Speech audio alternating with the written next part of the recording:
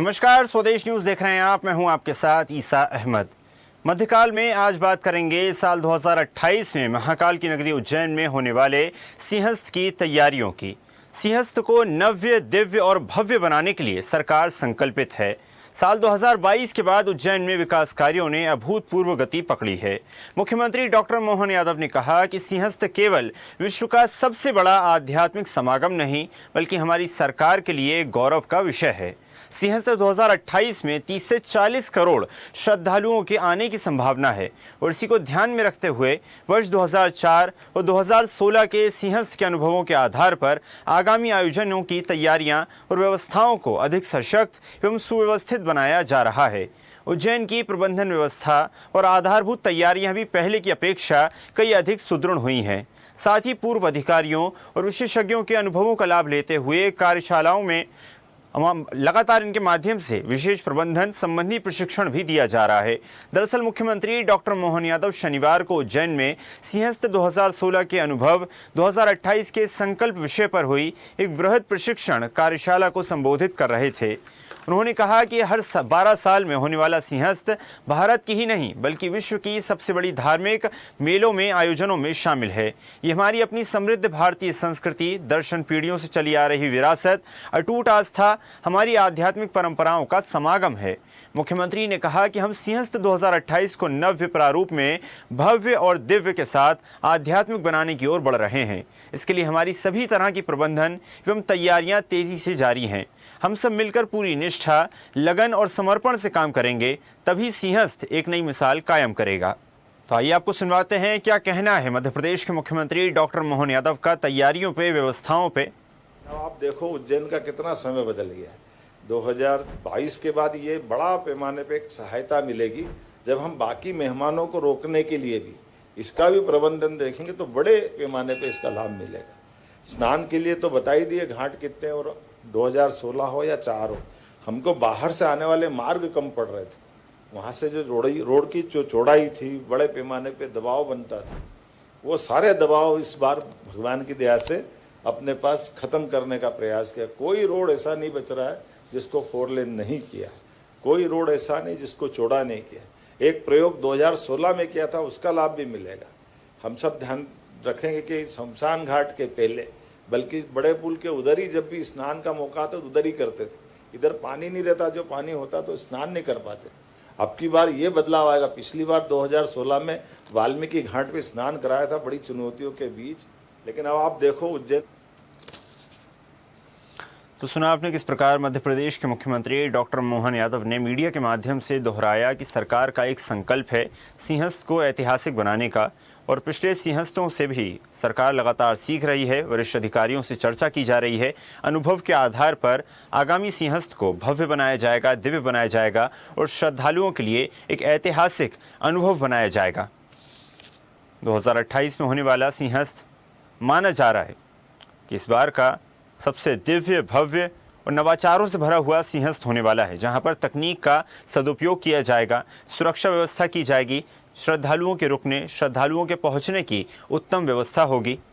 सरकार ने लगभग सभी क्षेत्रों में नवाचार किए हैं, प्रयास किए हैं। श्रद्धालुओं के आने के लिए जिन रास्तों का चयन किया गया है वहां पर सड़कें सुधारी जा रही हैं, रास्तों को 4 लेन किया जा रहा है ताकि ट्रैफिक का दबाव संभाला जा सके, कंट्रोल किया जा सके। तो सिंहस्थ केवल एक मेला नहीं बल्कि करोड़ों श्रद्धालुओं की आस्था का केंद्र है। और मध्य प्रदेश के मुख्यमंत्री डॉक्टर मोहन यादव का भी यही संकल्प है कि सिंहस्थ 2028 की गरिमा बनाए रखने के लिए कार्य किया जाए। स्वच्छ सिंहस्थ, स्वस्थ सिंहस्थ हमारा संकल्प है। सिंहस्थ के लिए टीम वर्क ही हमारी सफलता की कुंजी है। अधिकारी, कर्मचारी, स्वयंसेवी संगठन भी सभी इसमें सहभागिता सुनिश्चित करें। सिंहस्थ में आने वाले करोड़ों श्रद्धालुओं की सुरक्षा सरकार की प्रतिबद्धता है। प्रबंधन और आपातकाल सेवाओं को भी अलर्ट मोड पर रखा जाएगा। उज्जैन और इसके आसपास के सभी जिलों में बड़ी संख्या में सड़कों का सुदृढ़ीकरण किया गया है। विकास कार्य लगातार जारी हैं। धार्मिक, आध्यात्मिक और आर्थिक समृद्धि का एक नया पैमाना स्थापित किया जाएगा। सिंहस्थ 2028 के दौरान बड़ी संख्या में श्रद्धालु पहुंचने वाले हैं, जिनकी सुविधाओं से लेकर सुरक्षा तक सभी कार्य सरकार के जिम्मे हैं और सरकार ने हर स्तर पर व्यवस्थाओं को बेहतर करने का काम किया है। और लगातार देश भर में धार्मिक पर्यटन को बढ़ावा दिया जा रहा है। मध्य प्रदेश में भी लगातार श्रद्धालुओं की बढ़ती संख्या ये दर्शाती है कि सरकार के नवाचार, सरकार का प्रयास कितना ज्यादा सार्थक और धरातल पर सही साबित हो रहा है। पड़ोसी राज्यों से भी लगातार बड़ी संख्या में श्रद्धालु मध्य प्रदेश में पहुंच रहे हैं। रेलवे लाइन के विकास कार्य भी लगातार जारी हैं। प्रधानमंत्री और रेल मंत्री ने उज्जैन में एक नए रेलवे स्टेशन की सौगात दी है। करोड़ों की लागत से मां शिप्रा के दोनों तटों पर विकास कार्य जारी हैं और स्थायी घाटों का भी उन्नयन किया जाएगा, सुदृढ़ीकरण किया जाएगा, यानी कि नए घाटों का जहां निर्माण किया जाएगा तो वहीं पुराने घाटों का भी सुदृढ़ीकरण होगा। आंतरिक मार्गों पर यातायात के लिए करोड़ रुपए की राशि स्वीकृत की गई है। 17 पुल नदी पर और 5 रेलवे ओवरब्रिज का निर्माण किया जाना है। सेंटर में शहर और मेला क्षेत्र की एकीकृत सीसीटीवी निगरानी और एआई के माध्यम से भी सुरक्षा व्यवस्थाओं की जानकारी ली जाएगी।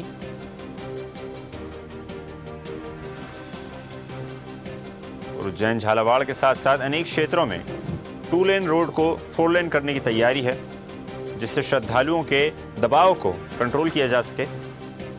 बड़ी संख्या में वाहन मध्य प्रदेश पहुंचेंगे। माना जा सकता है न सिर्फ देश भर से बल्कि विदेशों से भी श्रद्धालु इस आयोजन में शामिल होंगे और इस बड़े आयोजन को भव्य दिव्य के साथ सुरक्षित और व्यवस्थित बनाने के लिए सरकार ने सभी पुख्ता इंतजाम किए हैं। यातायात व्यवस्था की बात की जाए, सुरक्षा की बात की जाए या फिर श्रद्धालुओं के रुकने की सुविधा की बात की जाए, तो ऐतिहासिक सिंहस्थ बनाने के लिए सरकार ने तैयारियां शुरू कर दी हैं। पिछले सिंहस्थ से सरकार लगातार सीख ले रही है। आस्था का महासंगम और आध्यात्मिक समागम यहाँ देखने को मिलेगा। स्वच्छता के माध्यम से, तकनीक के माध्यम से। चलिए अधिक चर्चा करते हैं। खास मेहमान हमारे साथ जुड़ गए हैं महामंडलेश्वर स्वामी प्रेमानंद महाराज, पंचायती अखाड़ा श्री निरंजनी हमारे साथ जुड़ गए हैं। महाराज, बहुत बहुत स्वागत है आपका स्वदेश न्यूज़ में। एक बहुत बड़ा आयोजन, एक ऐतिहासिक आयोजन मध्य प्रदेश में होने जा रहा है, जो माना जा सकता है मध्य प्रदेश की पहचान बनने वाला है। किस तरह देखते हैं आप इस आयोजन को? क्या कुछ तैयारियां पिछले सिंहस्थ के मुकाबले इस बार जो है होनी ज़रूरी हैं? क्या कुछ हमने सीखा है पिछले सिंहस्थों से? सबसे पहले तो मैं आपका बहुत धन्यवाद देता हूं कि धार्मिक परंपरा को आप पूरे विश्व में फैलाने का जो कार्य कर रहे हैं, उसके लिए स्वदेश न्यूज को मेरा बहुत शुभकामनाएं। कुंभ जो है एक विश्व का सबसे बड़ा धार्मिक आयोजन है और 2028 में ये कुंभ, मेरी आवाज आ रही है? जी जी। ये 2028 में ये कुंभ उज्जैन में होने वाला है और बाबा महाकाल की ऐसी कृपा है कि इस कुंभ के आयोजन का जो भार है, जो जिम्मेदारी है, बाबा महाकाल ने अपने प्रमुख सेवक को दी है और वो कोई और नहीं, हमारे जो यशस्वी मुख्यमंत्री हैं उनको ये जवाबदारी दी है। वो उज्जैन के हैं और उनको उज्जैन की जितनी भी भूमि है, जितना भी उज्जैन का एरिया है जहां कुंभ लगता है या जो और आसपास का एरिया है, उसकी भली भांति जानकारी है। और सौभाग्य की बात यह है कि उन्होंने 2004 का भी कुंभ किया है, उन्होंने 2016 का भी कुंभ किया है और अभी प्रयागराज में भी वो 2025 का जो महाकुंभ था उसमें भी वो तैयारियों का निरीक्षण करने के लिए आए थे। हमारे कैंप में अर्जी वाले हनुमान उज्जैन का कैंप प्रयागराज में लगा था, तो वहां वो आए थे। तो मैं समझता हूं कि ये कुंभ ऐतिहासिक कुंभ होने वाला है और सबसे बड़ी बात इस कुंभ में जो ध्यान रखी जा रही है, चूंकि अर्जी वाले हनुमान मंदिर उज्जैन जो है महाकुंभ मेला क्षेत्र की भूमि पर ही स्थित है, इसलिए कुंभ की व्यवस्थाओं का दिन रात जो काम हो रहे हैं, जो श्रद्धालु आ रहे हैं, जो देश विदेश से लोग, इस समय भी महाकाल भगवान जो है देश के सबसे ज्यादा ट्रैफिक वाले मंदिर हो गए हैं। तो उज्जैन जितने लोग आ रहे हैं वो अर्जी वाले हनुमान पर भी दर्शन करने आते हैं, तो उन लोगों से भी हमको जानकारियां मिलती हैं। लोग बहुत उत्साहित हैं और मैं समझता हूं कि इस कुंभ में कम से कम 40 से 50 करोड़ लोगों के आने की संभावना है। और ऐसा नहीं है, 30 किलोमीटर लंबे घाट बनाए जा रहे हैं और मां क्षिप्रा को अविरल प्रवाह की पूरी तैयारी हो गई है, क्योंकि मुख्यमंत्री जी एक बहुत बड़ा कार्यक्रम वर्षों से करते आ रहे हैं। जो चुनरी वाला, क्षिप्रा चुनरी वाला जो कार्यक्रम है, या क्षिप्रा यात्रा वाला जो कार्यक्रम है, उसका आज 10 साल से मैं उस यात्रा को देख रहा हूं, उसका सहभागी भी रहा हूं। तो मैं ये देख रहा हूं कि उस यात्रा के माध्यम से एक ही प्रयास है कि मां क्षिप्रा के दोनों किरानों को हरा भरा रखना, मां क्षिप्रा को अविरल प्रवाहमान बनाना। तो इसका परिणाम बहुत सुखद प्राप्त हुआ है कि मां क्षिप्रा, मैं समझता हूं कि इस बार चाहे 40 नहीं 50 करोड़ लोग आ जाएं, सबको मां क्षिप्रा में स्नान करने का सौभाग्य प्राप्त होगा। उसके लिए 30 किलोमीटर लंबे घाट बनाए जा रहे हैं और हर घाट पे माताओं के लिए, खासकर माताओं के लिए बहुत अच्छी व्यवस्था की जा रही है। जो कुंभ में बहुत परेशानी का विषय होता है कि उनको कहाँ वस्त्र बदलें, और ये सब, इसके लिए जगह जगह चेंजिंग रूम का प्रावधान हो रहा है। और पूरे देश की जो स्वयंसेवी संस्थाएं हैं, जो धार्मिक आस्था को मानती हैं, उन संस्थाओं को भी बुलाया जा रहा है और उनका एक कभी ट्रेनिंग का माने दौर चल रहा है। और पुलिस के, जो हमारा उज्जैन में एक पुलिस प्रशिक्षण केंद्र है, वहां उन संस्थाओं के लोगों को सेवा करने की ट्रेनिंग दी जा रही है कुंभ से पहले, और वो कार्य अभी पिछले 6 महीने से चालू है। पूरे देश से जो पुलिस बल रहेगा उसको तो ट्रेनिंग हो ही रही है, पर जो स्वयं सेवक हैं, जिनकी संख्या लाखों में है, जो कुंभ में सेवाएं देने वाले हैं, तो उनकी भी जो है ट्रेनिंग हो रही है। और हम साधु संतों के लिए मुख्यमंत्री जी समय समय पे मीटिंग आयोजित कर रहे हैं, उसमें मार्गदर्शन लेते हैं, परंपराओं को समझते हैं। वैसे तो मुख्यमंत्री जी को सारी जानकारी है, क्योंकि हर कुंभ में उन्होंने, मैं नहीं समझता वो कभी घर रहे हों कुंभ में जी। वो हमेशा कुंभ मेले में ही रहे हैं।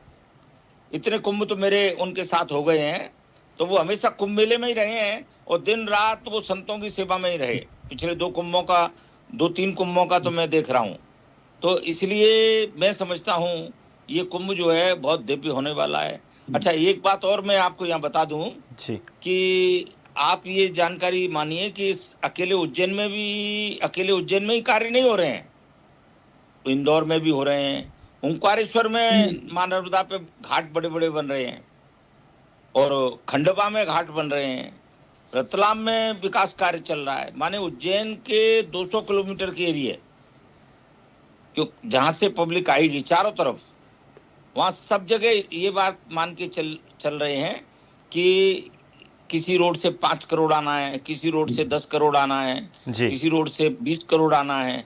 तो ये सब बातें मान के जी हम जब बिल्कुल महाराज, मुख्यमंत्री जिस जी के प्रकार साथ, आपने भी जिक्र करा कि कई सारी भूमिकाएं पहले भी मध्य प्रदेश के मुख्यमंत्री डॉक्टर मनमोहन यादव की इस महाआयोजन में रह चुकी हैं, कई बार वो इसमें शामिल हो चुके हैं और लगातार उससे जुड़े हुए हैं। मैं लौटूंगा आपके पास। हमारे साथ अमर त्रिवेदी जी, ज्योतिषाचार्य, जुड़ गए हैं। अमर जी, बहुत बहुत स्वागत है आपका स्वदेश न्यूज़ में। हर वक्त इंसान की कोशिश होती है जब किसी आयोजन को भव्य और दिव्य बनाने की, तो पुराने अनुभवों से सीखा जाता है। साल 2016 में किस प्रकार आयोजन किया गया था और इस बार जो आयोजन किए जा रहे हैं, क्या कुछ सीखने की और बेहतरी करने की आवश्यकता आपको लगती है? देखिए, सबसे मुख्य बात है कि 2016 का जो सिंहस्थ था वो भी अपने आप में दिव्य सिंहस्थ था। हमारे भारतीय सनातन धर्म संस्कृति परंपरा में एक विशिष्टता है कि जब भी धर्म अध्यात्म से जुड़े कोई व्रत, त्योहार, उपवास या पर्व काल आते हैं तो उनकी भव्यता वैसे ही तीर्थभ्य बढ़ जाती है। चूंकि सनातन धर्म के श्रद्धालु अपनी श्रद्धा को मन में, बुद्धि में, आत्मा में रखते हुए सभी प्रकार के कार्य साधते हैं, ये अपने आप में एक बहुत बड़ा गौरव की बात है। सिंहस्थ का पर्व चूंकि 12 वर्ष में आने वाला पर्व है, ये एकमात्र उज्जैन जो है, इसमें कहा गया है शिप्रा सर्वत्र पुण्यायाम ब्रह्म हत्योपहारिणी अवंतिकायाम विशेषेण शिप्रा उत्तर वाहिनी। ये शिप्रा उत्तर वाहिनी है जो तिल भर सभी तीर्थों से बड़ी है। यहाँ के सिंहस्थ की जो बात करें, यहाँ की उत्तर वाहिनी की बात करें, नवनाथ की बात करें, ज्योतिर्लिंग उत्तरेश्वर की बात करें, आदि सब की बात करें, तो अलग अलग प्रकार के यहाँ पे सिग्निफिकेंस सामने आते हैं। 2004 के सिंहस्थ में भी यहाँ पर एक बात ध्यान रखने वाली कि जिस प्रकार से सिंहस्थ के महापर्व बढ़ते जा रहे हैं, वैसे वैसे उज्जैन के विकास की स्थिति भी बढ़ती जा रही है। यहाँ पे एक बात भी देखने वाली है कि इस बार जो 2028 में होने वाला जो सिंहस्थ है, वो सिंहस्थ का जैसे स्वामी जी ने बताया कि भाई ओंकारेश्वर से भी लिंक होगा, इंदौर से होगा, देवास से होगा, मंदसौर से, तकरीबन 300-400 किलोमीटर का पूरा रेडियस आएगा इसके अंतर्गत। भारत का एकमात्र सिंहस्थ रहेगा ये कि जहां पर तकरीबन 30 किलोमीटर लंबे घाट के निर्माण के साथ साथ 8 से 10 संभागीय स्तर के जो जिले हैं वहां पर उनका लिंकअप होगा। यह एक प्रकार का धर्म, संस्कृति, अध्यात्म, विज्ञान, तकनीकी, संचार इसका समायोजन करने वाला एक अभिनव प्रयास रहेगा। ऐसी उम्मीद की जा रही है कि इस प्रकार का जो सिंहस्थ है ये अपने आप में दिव्य भव्य तो है ही, यह अंतरराष्ट्रीय स्तर पर भी अपने आप में विशिष्टता को करने वाला रहेगा।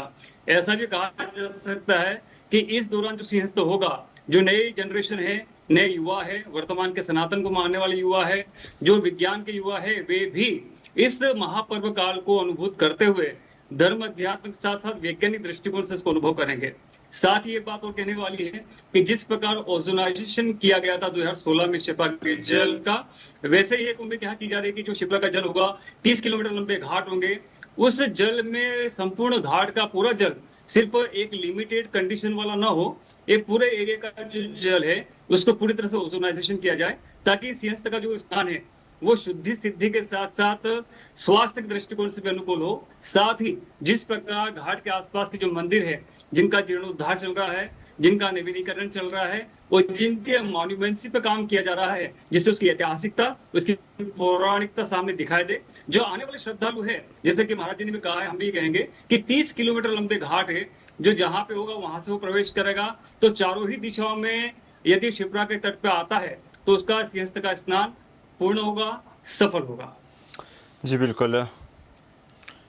डॉक्टर हिना तिवारी जी हमारे साथ जुड़ी हुई हैं। हिना जी, बहुत बहुत स्वागत है आपका। हिना जी, जिस प्रकार धार्मिक आयोजन न सिर्फ मध्य प्रदेश में बल्कि पूरे विश्व में जब आयोजित किए जाते हैं तो वो तकनीक से दूर होते हैं, ऐसा माना जाता है, और परंपराओं से नज़दीक होते हैं। लेकिन मध्य प्रदेश में जो सिंहस्थ आयोजित किया जाना है उसमें कहीं ना कहीं ऐसा देखने को नहीं मिलेगा, क्योंकि सुरक्षा व्यवस्था की बात की जाए, इंतज़ामों की बात की जाए, ट्रैफिक की बात की जाए, तकनीक का भरपूर इस्तेमाल किया जाएगा। सीसीटीवी कैमरे लगाए जाएंगे सुविधा के लिए, सुरक्षा के लिए। एआई से भी निगरानी रखी जाएगी। किस तरह देखते हैं आप इसको? हाँ, बिल्कुल निश्चित तौर पर जब सिंहस्थ की बात हम कर रहे हैं तो ये पहला सिंहस्थ होगा जिसमें इतनी सारी टेक्नोलॉजी का यूज किया जा रहा है। मैं आपको बता दूं, 3 तरह के एआईज का यूज करेंगे हम इस ड्यूरेशन में, जिसमें ट्रैफिक से लेकर लोगों की हेल्थ से लेकर और यहाँ तक कि अपडेशन से लेकर इस तरह के 3 अलग अलग कैटेगरी बनाई गई है एआई की, और वो उसमें उपयोग की जाएगी, जो अपने आप में एक रोचक रहेगा लोगों के लिए भी और खुद जो उसका उपयोग करेंगे उनके लिए भी। तो उसके साथ ही साथ जो डेवलपमेंट हो रहा है उसमें भी कहीं ना कहीं इस तरह से टेक्नोलॉजी का यूज किया जा रहा है कि जब जरूरत पड़े, जैसे कुछ ऐसी व्यवस्थाएं की जाएंगी जो सिर्फ टेम्परेरी होंगी कुछ समय के लिए, ताकि लोगों को भीड़ डाइवर्ट कर दी जाए, तो वो भी टेक्नोलॉजी उस समय देखने जब मिलेगी तो वो निश्चित तौर पे कुछ अनोखा लोगों को देखने मिलेगा। हो सकता है कुछ लोगों को समझने में भी दिक्कत आए, जैसे पार्किंग के लिए भी एक अलग व्यवस्था की जा रही है, जिसमें पार्किंग के लिए एक अलग डाइवर्शंस बनाए जाएंगे। आपको मोबाइल पे ही पता चल जाएगा कि आप कहाँ पर खड़े हैं और वहां से आपको कौन सी पार्किंग पास पड़ेगी, और जहां आप जाना चाहते हैं वो कितनी दूरी पर है और वहां से आपको कितना पैदल चलना पड़ेगा। ये जो सारी चीजें, जो टेक्नोलॉजी आपको सामने देखने उस समय मिलेगी, तो निश्चित तौर पे जो श्रद्धालु आएंगे वो परेशान नहीं होंगे और आसानी से अपने दर्शन करके, स्नान करके वापस लौट सकेंगे, जो अपने आप में बहुत अच्छा आयोजन रहेगा। और प्रयास भी सरकार भी कर रही है और जो काम कर रहे हैं लोग इस पर, वो निश्चित तौर पर ये प्रयास कर रहे हैं कि कहीं भी श्रद्धालुओं को समस्या ना आए। साथ ही टेक्निकली स्ट्रॉन्ग करने के लिए पुलिस को अलग अलग ट्रेनिंग्स दी जा रही है। अभी तक 2000 पुलिस लोगों, जो कांस्टेबल्स होते हैं, इंस्पेक्टर्स होते हैं, उन्हें अलग अलग कैटेगरी में बांटकर उन्हें ट्रेनिंग दी जा रही है, जो अपने आप में एक नया जो समस्या क्रिएट होती है हर बार की, व्यवस्था अव्यवस्थित था, यहाँ पुलिस ने सपोर्ट नहीं किया, उन्हें स्पेशल लेक्चर्स दिए जा रहे हैं, स्पेशल ट्रेनिंग दी जा रही है, ताकि वो इन सब चीजों से खुद भी रूबरू हो सके और श्रद्धालुओं को भी करवा सके। और सबसे बड़ी बात, जब बाहर का व्यक्ति यहाँ ड्यूटी देने आता है तो उसे पता नहीं होता है कि जिस पॉइंट पे वो खड़ा है उस पॉइंट से कितनी दूरी पर श्रद्धालु को उसे भेजना है। तो उस ऐप से ये भी आसान हो जाएगा, और ये ऐप सिर्फ श्रद्धालुओं को नहीं, जो लोग ड्यूटी कर रहे हैं उनको भी मदद करेगा। तो इस तरह की जो चीजें जनरेट की जा रही है, निश्चित तौर पे प्रगति तो हो ही रही है। साथ ही ये सिंहस्थ टेक्निकल सिंहस्थ के नाम से निश्चित तौर पे मशहूर होगा, क्योंकि ऐसा माना जा रहा है कि जो इवन सोशल मीडिया पे भी लोगों को अवेयर करने के लिए बहुत सारे अभियान चलाए जा रहे हैं, जो पहली बार ऐसा हो रहा है कि इस तरह से लोगों को अवेयर करने के लिए कोई योजना बनाई गई है या कोई अभियान बनाया गया है और लोगों को उससे जोड़ा जा रहा है। तो निश्चित तौर पे आने वाला सिंहस्थ बहुत ही अनोखा होने वाला है और धर्म और आस्था की तो हमेशा सैलाब होता ही है। तो धर्म और आस्था तो निश्चित तौर पे हमें देखने मिलती ही है। उसे कोई भी टेक्नोलॉजी उससे ऊपर नहीं हो सकती है। जब व्यक्ति को ये लगता है कि हम आस्था की डुबकी लगाने जा रहे हैं, तब वो ये नहीं देखता है कि वो किस माध्यम से वहां पहुंचा है। बस उसके मन में वो आस्था रहती है और उसे वो डुबकी लगानी होती है और उसके बाद ही वो संतुष्ट होता है। तो ये सारी व्यवस्थाएं उन्हीं के लिए की जा रही हैं जो श्रद्धालु दूर दूर से आ रहे हैं। तो निश्चित तौर पर ये सबके लिए मदद करेगा। जी बिल्कुल हिना जी, तकनीक का एआई का जब सदुपयोग होता है तो एक अलग ही खुशी की अनुभूति होती है।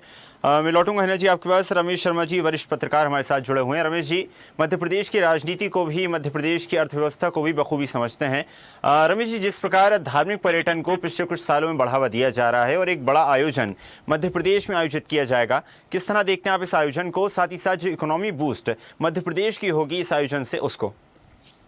देखिए, स्वाभाविक रूप से ये जो आयोजन है और इसकी जो तैयारी है ये अपने आप में बिल्कुल अनोखी है। और जब भी सिंहस्थ आता है उज्जैन का, नए सिंहस्थ में नई तकनीक का, नए विचारों का और नई शैली का उपयोग होता है। इस बार भी किया जा रहा है। तो ये सारी तैयारी से ऐसा लग रहा है कि इस बार जो श्रद्धालु आएंगे उनकी संख्या पिछले सिंहस्थ से अपेक्षाकृत अधिक होगी। और इस सिंहस्थ की जो तीन व्यवस्था है प्रबंध में जिस तरीके से सब हमारे योगियों ने बताया है, आधुनिक तकनीक का तो उपयोग स्थल है वहाँ पे, उनको जो पुरातात्विक, ऐतिहासिक और सांस्कृतिक महत्व के रहे हैं और उनका जो जीर्णोद्धार हो रहा है, तो यहाँ आस्था के साथ सिंहस्थ में क्षिप्रा की डुबकी लगाने के साथ जो लोग आएंगे यहाँ पर, वो कहीं ना कहीं उज्जैन की, भारत की विशेषकर इस संस्कृति से, इतिहास से, परंपरा से, विशेषकर पुरातत्व से परिचित होंगे। क्योंकि ये जो सारा का सारा है, अरावली और विंध्याचल और सतपुड़ा के बीच की ये धरती, ये संसार की प्राचीनतम भूमि जो उद्भूत हुई उनमें से एक है। संस्कृति का विकास हुआ और इसके सारे चिन्ह वहां पर हैं। बाकणकर जी ने खोजे भी हैं 2.5 लाख वर्ष पुराने। तो उन सब का प्रदर्शन भी होगा। तो कहीं ना कहीं भारतवासियों को इस बात पर भी गर्व होगा कि उनकी संस्कृति इतनी प्राचीन है। तो स्वाभाविक रूप से फिर लोग आएंगे तो फिर ऑटो में भी बैठेंगे, टैक्सी में भी जाएंगे, खाना भी करेंगे, वहां से प्रसाद भी खरीदेंगे। तो कहीं ना कहीं उज्जैन और उसके आसपास की जो इकोनॉमी बूस्ट होगी, जो आपने कहा है, कहीं ना कहीं मुद्रा का परिचालन बढ़ेगा, लोगों की समृद्धि और उसमें भी सुधार होगा। और तीसरी जो चौथी जो सबसे महत्वपूर्ण बात है सिंहस्थ में, सारे लोग एक साथ होकर के जब डुबकी लगाते हैं तो भारत का जो सांस्कृतिक सामाजिक समरसता का स्वरूप है वो कहीं ना कहीं इसमें देखने को मिलेगा। मैं समझता हूँ ये बहुत अच्छी चीजें हैं। और इसके साथ आपके माध्यम से सरकार को मेरा ये सुझाव जरूर है कि ये सांस्कृतिक, पुरातात्विक और ऐतिहासिक महत्व के जो स्थल उज्जैन और उसके आसपास बिखरे हैं, उनके साथ साथ कहीं ना कुछ ऐसा प्रबंध भी किया जाए जिससे लोग सकारात्मक और व्यक्ति निर्माण, संस्कृत सामाजिक समरसता और समाज निर्माण और राष्ट्र निर्माण का संदेश लेकर के वहां पर पहुंचे। क्योंकि उज्जैन अगर आप देखेंगे तो राष्ट्र निर्माण के तरीके से, व्यक्ति निर्माण के तरीके से बहुत अद्भुत है पूरे देश में। कृष्ण जी यही पढ़ने के लिए आए और शकों को अगर बाहर किया है तो महाराज विक्रमादित्य ने किया है। तो कुल में राजा भर्तरी को आप देखिए, उनके जो 3 नीति शतक हैं तो वो देखिए। तो कुल मिलाकर के ये संदेश भी कहीं ना कहीं लोगों को जाए, ये स्थल जो है केवल आस्था का, धार्मिक, पुरातात्विक, सांस्कृतिक नहीं है, बल्कि राष्ट्र निर्माण और व्यक्ति निर्माण का भी केंद्र है। ये संदेश भी जाना चाहिए जो भी लोग आए। जी बिल्कुल रमेश जी, माना जा सकता है कि एकता, अखंडता का ताना बाना इस महा आयोजन में देखने को मिलेगा। आप सभी अतिथियों का बहुत बहुत धन्यवाद स्वदेश न्यूज़ के साथ जुड़ने के लिए और चर्चा में शामिल होने के लिए। तो महाआयोजन की महातैयारी मध्य प्रदेश के मुख्यमंत्री डॉक्टर मोहन यादव के नेतृत्व में लगातार जारी है। न सिर्फ मध्य प्रदेश से बल्कि पूरे देश से श्रद्धालु यहां पहुंचेंगे और माना जा सकता है जितना ज़्यादा दिव्य और भव्य आयोजन होगा, न सिर्फ मध्य प्रदेश के लिए बल्कि भारत के लिए ऐतिहासिक साबित होगा। इस खास पेशकश में फिलहाल इतना ही। आप देखते रहिए स्वदेश न्यूज़, सबसे पहले देश। और ऐसी ही ताज़ा खबरों के लिए लाइक, फॉलो और यूट्यूब पर सब्सक्राइब कर बेल आइकन जरूर दबाइए और हर अपडेट के लिए विजिट कीजिए स्वदेशलाइव.com।